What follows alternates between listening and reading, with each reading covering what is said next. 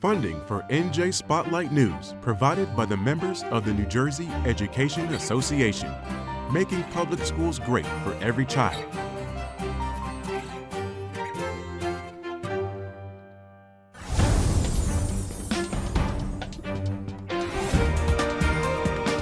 From NJ PBS Studios, this is NJ Spotlight News with Brianna Venozzi. Hello and welcome to a special edition of NJ Spotlight News. I'm Joanna Gagis. We continue our journey through public art across the state with our digital documentary series, Painting Community. Now, this episode explores a Camden community art project by artist Devon DS, who collaborated with members of the Resilient Roots Farm Collective. The farm is a community garden that delivers fresh produce to people who live in what's known as a food desert. The organization recognizes the Vietnamese roots of its founders, as well as the Black and Latino communities that it serves. And the artwork captures all of it. Let's take a look.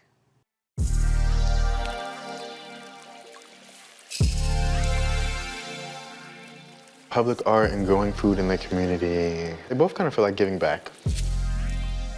When you see something huge on the wall down the street every day, it does change you.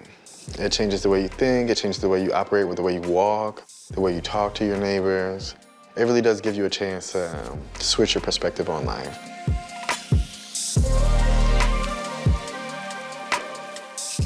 I'm an artist, art educator, muralist, public artist, community worker. Some people will call what I do graffiti, or at least borderline. They're all the same thing if you ask me. One just has a stigma to it, and the other one you get a grant for. My family is from Camden. I love Camden. The stories that I grew up with are all about community. It feels good to walk down the street and not just know that my family's been there, but now literally have something that came from hands of ours, of mine. I'm trying to bring back the essence of neighborhoods. That open door policy, that sitting on the porch vibe. Everything I do is about feelings and healing in the self so that you can heal collectively as a community, because it starts with you.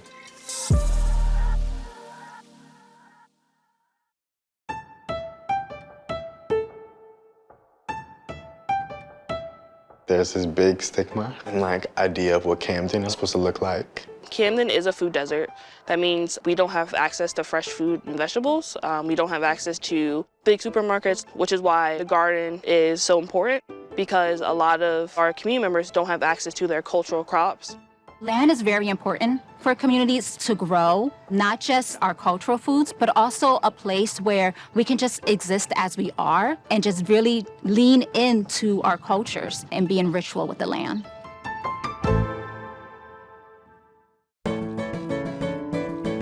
The farm history began with the Viet community here in Camden. A lot of Viet elders had migrated to the U.S. and really felt homesick. They were missing the sense of community. And so they saw this location as a possible site for a farm. So they came together, cleaned it up themselves. With their own blood, sweat, and tears, they cleared it out and brought soil and built beds. These trellises were built by our community members from old fence posts. It's a lot of makeshift of people just trying to figure out what to do with what they had at the time. But over time, they noticed that there was a shift in who community members were to more Latina and Black African-American community members, and transferred ownership of the farm back to the community. And this will be our first season, basically stewarding the farm as council community members. Who knows what Camden's gonna look like in 5 years? We don't know. I don't know what it's gonna look like in 2 years. But what I do know is right now, these are the people that are here. Not everyone speaks English, so it's a lot of communication that happens with signage and gestures and things like that. But we're all community, so everyone's always happy to see each other, even if they don't know what each other is saying. You'll have elders speaking Vietnamese and some speaking Spanish, and they'll point, say it in their language, and then the other elder will respond in their own language, but they completely understand each other. And that is beautiful. This is a safe space. Nah, I think this can be an easy fix, and I will gladly help y'all. When we were designing the mural, it was critical that the artist had a connection to Camden. I'm very happy that Devon was chosen. In public art, when you have the opportunity to tell the narrative of people, you should. And especially if they can be included in it directly, you should. we basically asked the growers, what represents you? What represents home? What represents your place here? I collect the information, I write it down, I log it. So somehow, some way, the artwork that we make collectively is also seen. In the mural, it's more than just a pretty picture. This really is the story of the farm. These are literally moments from this farm. They're all snapshots. The story is really just a process of food, but food that we grow together. So in the beginning of the mural, we have seeds, then transitions into planting the seeds. You see sprouts coming out of the ground. You see vines starting to grow up the trellis. From that, we go to harvest. We grow this together. We eat this together. We serve this together, and we sit together. I also do things super organically, so everything is by hand. Very hatchy, very loose, but that's on purpose. I like the idea of sketchbooks because sketchbooks are how I started. It's how most people who don't have the money to go to an art school as a kid, your parents give you a sketchbook and you just draw in it. I say that because art should be accessible. This is my way of saying you too can do what I'm doing. Birds are my markers, how you identify where you are in the world. These kingfishers are Vietnamese. When you hear birds chirping, you're usually in a safe space. There's no storms coming, there's no immediate danger close enough to make the birds fly away. Birds are super important to me in my artwork. They are something that we should include and think about. A big part of their culture there is eating and sharing food and moments where we can just talk and be neighbors and be people. Sharing food and cooking together is such a healing thing. So this is actually supposed to be the plants that we grew in the farm together. So this is them prepared. We chose rice for the reason being rice culturally connects us. We also chose a pot. Originally, I wanted this to be a bowl. And the community members immediately told me no. A bowl and a plate meant serving one person instead of serving us collectively. I really do include in all my projects the community feedback. So I don't believe in putting public art up as advertisements. I really do believe that it should include what the people feel they need, want, and see themselves in it. It should reflect back who they are. I didn't do this by myself. I painted it and I designed it, yes, but this was truly a community effort.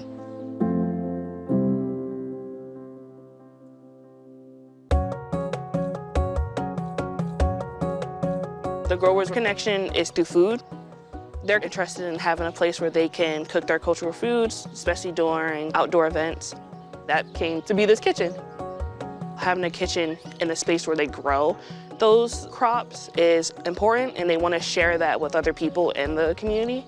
It only made sense that collectively we had the food that we had grown together be served to eat also together. At the end of last season, we had a community gathering. We weren't sure what we were gonna make, and the suggestion came of how about if everyone just grabs something from their plot and we'll just make a stew. And it worked beautifully. It was so good. I dream about that still, and I can't wait for more of our events for this upcoming season. We were definitely the happiest when we were all eating. Art is so important because it's a representation of who we are in the past, who we are in the present, and who we can be in the future. My art is solely about healing. Public art gives you a chance to see an outdoor gallery. So if you see something huge every day, whether you think it's affecting you or not, it does. When you put up art that speaks for people and to people and about people and educates people, you really do have the chance to either spark something or keep the spark going. You're honoring them. Public art is altars to the living. They're all little fragments of stories. They all are linked to one big story. This is what it looks like when we paint it on the wall.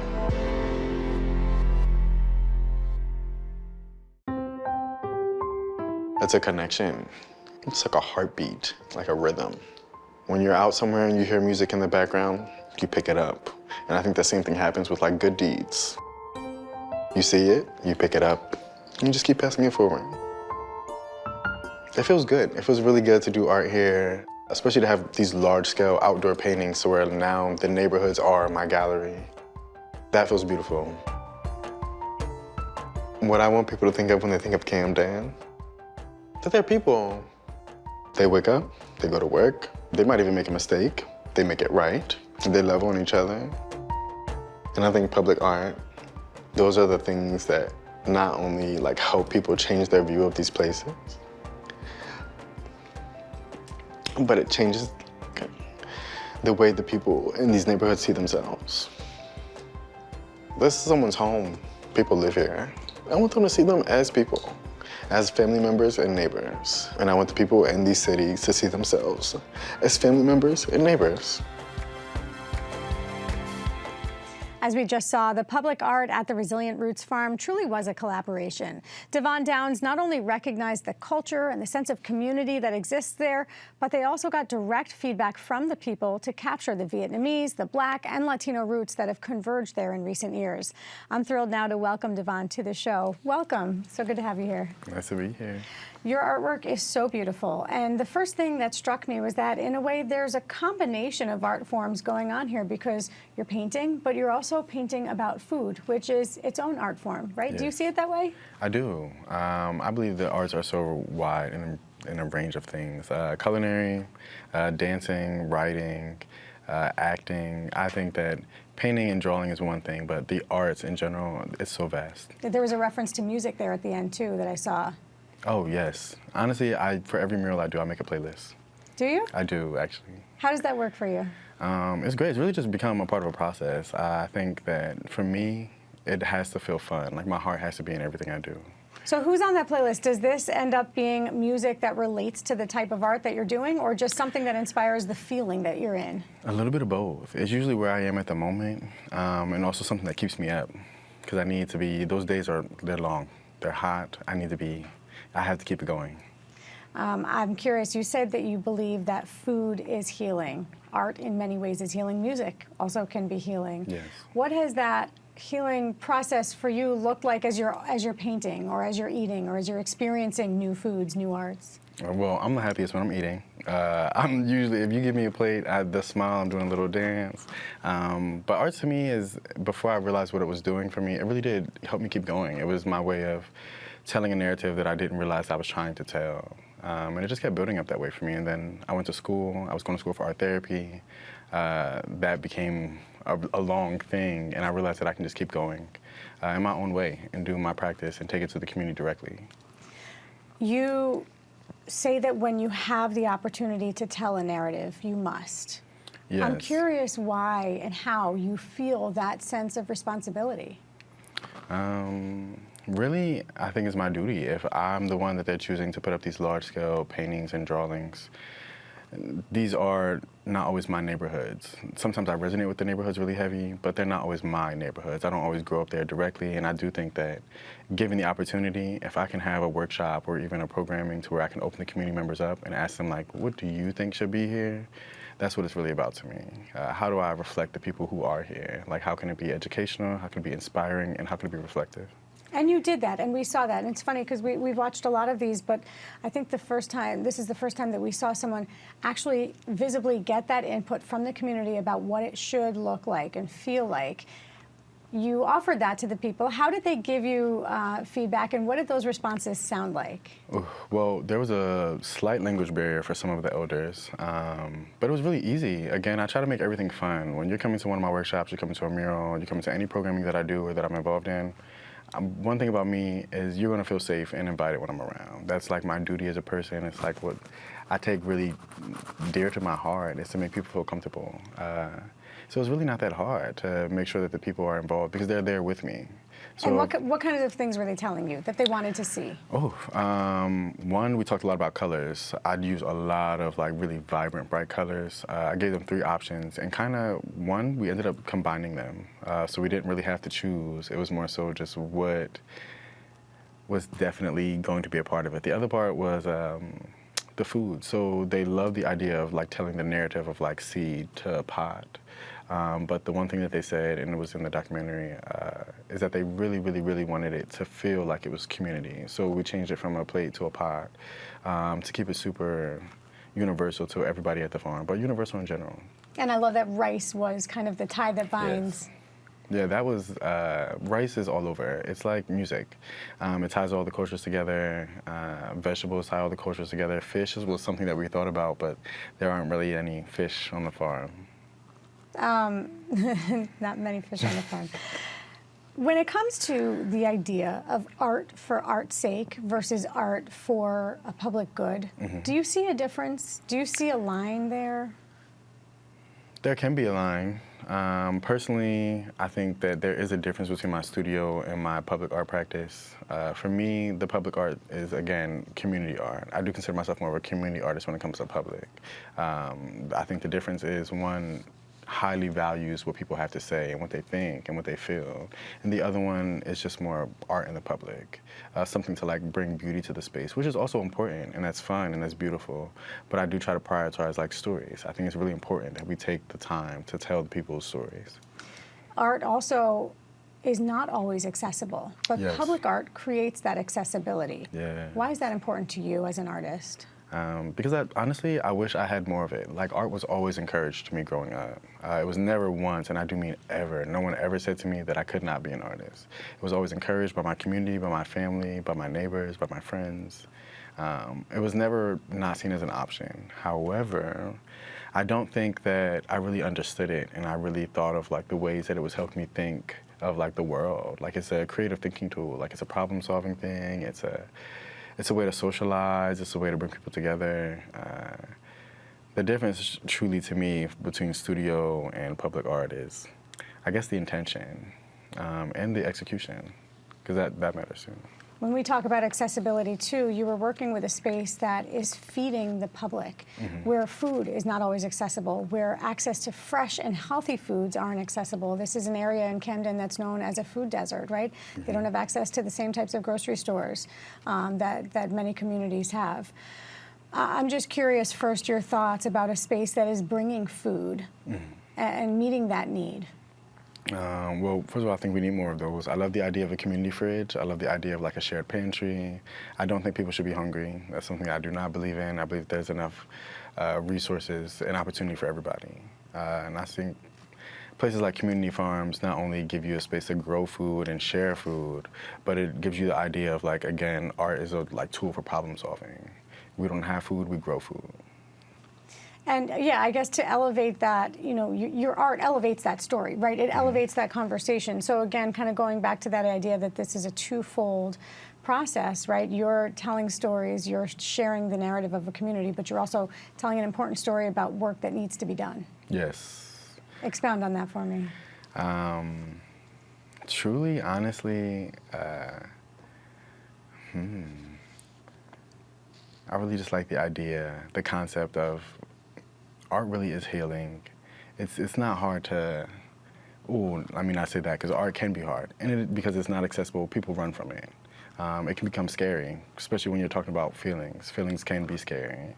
But I think there's something so beautiful in the ability and the opportunity to bring people together and heal. I think a lot of the times people feel isolated, especially as an artist. Someone said this last week around me, and I think about that often, but I'm also an only child, so isolation to me isn't the like, but... You're comfortable with it. I'm very comfortable with it. I do prefer my space, but they said that artists sometimes are isolated. But I do think that there's magic and like so much whimsy and the idea of having people come together and share stories. Because sometimes people don't realize how much they have in common with their neighbors or the person sitting next to them, the person on that train. We're all doing so many different things. We don't really get to stop and like talk. And when you're in these spaces, when you walk past these public art pieces and these murals, and even just, it doesn't always have to be, when I say public and community art, I don't just mean public, like sculptures and murals. I also mean like workshops, programming, like those yoga lessons at the park, those singing sessions at the park. Like those are all, like when I say art, I mean arts in general. Those community art practices really do help people build like communities. Yeah. Yeah. Let's talk about the Camden community. Your family is from there. Yes. Give me just your sense of connection to Camden, given your family's history, although I know you moved out, and we'll talk about that in a minute. I'm going to take it to a project that I did in 2016 with the Patco station. It was my first project in Camden. I love Camden, but that was like my really big moment because it felt like it wasn't a moment for me, it was really a moment for us. And I do say a lot of us and we when I talk about public art, really for the sake of like, because it's not just about me. Yes, I can put up a pretty picture that's like my artwork and that it would probably receive really well, but the point is like, we do this together. So what I did was I opened up a submission online And I had people submit a story of their favorite memory in Camden and a photo. And what I did is I made like a giant scrapbook page that was like installed on vinyl on the side of the Walter Rand station. Oh, and I did a spoken word piece, so those stories that we made became like a Love Feels Like. And Love Feels Like is a practice that I do. It's a gratitude practice. It's basically a way, because gratitude practices, what they really do is they rewire your brain. So when you look at gratitude and even if you just pick 2 things a day that you're just so grateful for, what it does is it shapes your mind to look for things to be grateful for throughout the day, big and small. And so like you just kind of, honestly, it's something that I did myself. So I also don't teach things that I also don't practice as a person and not just as an artist. So let me ask you, you collected stories, favorite narratives about Camden. Do you have one yourself? Oh, one of the favorite things that I wrote down on that list was lining up to race. It sounds so small, but one of the things that I remember, like, doing infrequently with my cousins. We used to have a family barbecue and we would switch houses like every weekend. One of my favorite things was just lining up down the block. Sometimes you take your shoes off, you probably should not, and you just sprint and we just raced. But that was one of my favorite things, and that was one of my favorite memories that I also put on the list. You say in the documentary that this is someone's home. People live here, yes. right? And there's perceptions about Camden. Certainly the city's changed a lot in, I'd say, the last decade. But as someone who moved away and maybe who's come back and reconnected to the culture, did any of your perspectives about Camden change? No. I feel like I knew, let me word this very specifically. What I grew up with and showed me what like family and community is. Caring for each other, checking on each other, talking to each other. My perspective of Camden was not really shifted from any of that. My family's from Camden. A lot of my friends' families are from Camden. Some of them still live in Camden. I've made new friends in Camden. I made new neighbors. I don't even live there anymore, but I made new neighbors in Camden. The point is to like show exactly that we are people. I don't really have a negative idea of Camden. I think that Camden has shown me so much love. Philadelphia has shown me so much love. Oh. That's okay. Yeah. Sorry, I am a crier, but yeah, I don't think I have an image that was ever bad, I wouldn't say. I think that I understand where it came from. What is it to you? What is Camden to you? To me? Yeah. To me, Camden was a fresh start. I think that after my mom passed, she was from Camden down. She was raised in Camden. She left Camden when she was a teenager, maybe like 4 years before I was born. My mom loved Camden. I feel like not only did Camden and Philadelphia like open up like their heart, but like they opened up arms. Like it was such a place for me to start over and be held. And I'm not used to being held, I'm used to holding. That's beautiful. What do you hope people take away, maybe as a conversation piece or maybe as a feeling when they see your artwork? Realistically, I used to say love immediately, and I still do believe that. I do think that, like, I used to say this thing all the time, that I was a love connoisseur, and I think that I'm so rich in love in so many ways. In my career, with my friends, my family, with my home. My environment, like I just have so many things to be grateful for. When you look at my art, I used to think it was love, but I really think I want people to see hope. Because it doesn't matter the situation that you're in, but like where you are now, like you can change that. And even if you can't change it alone, you can ask for help. And that's what community does, like we lean on each other. That is the hope. I did a project in Trenton right after my mom passed, not long after the Patco station. And one of the words I put on there, I used a lot of text in my artwork.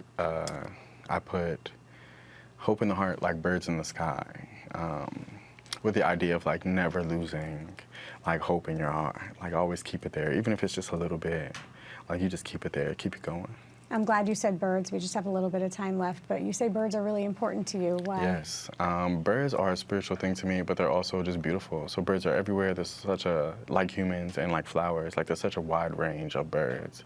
But when you're looking at a bird, usually when you see a very specific bird, you're in a very specific area. So they're not just my way of like saying, oh, you're in a safe space, but they're also my way of saying like, oh, this is where I am. So they're a geographical like location marker for me, but they're also like a way of saying like, oh, you're in a safe space, like you're in a beautiful space. And of course, you featured the Vietnamese bird in your mural. A Vietnamese kingfisher specifically.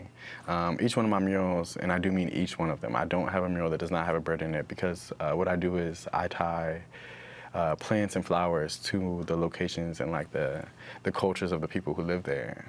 So if I can put you in there directly, I will always find a way to put like this group of people, this culture into this mural. Devon Downs, you are an artist, you are a beautiful person. I'm so glad we had the chance to meet you and talk to you and see your artwork. Thank you for coming in. Yes, thank you for having me. That's going to do it for us. You can check out the Painting Community documentary series at mynjpbs.org. I'm Joanna Gagis. For all of us here at NJ Spotlight News, thanks for watching. We'll see you next time. NJM Insurance Group, serving the insurance needs of residents and businesses for more than 100 years.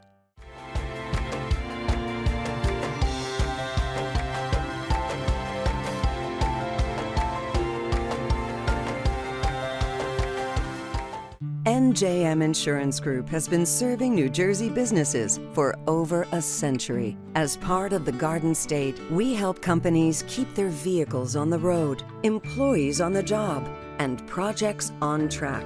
Working to protect employees from illness and injury, to keep goods and services moving across the state. We're proud to be part of New Jersey. NJM, we've got New Jersey covered.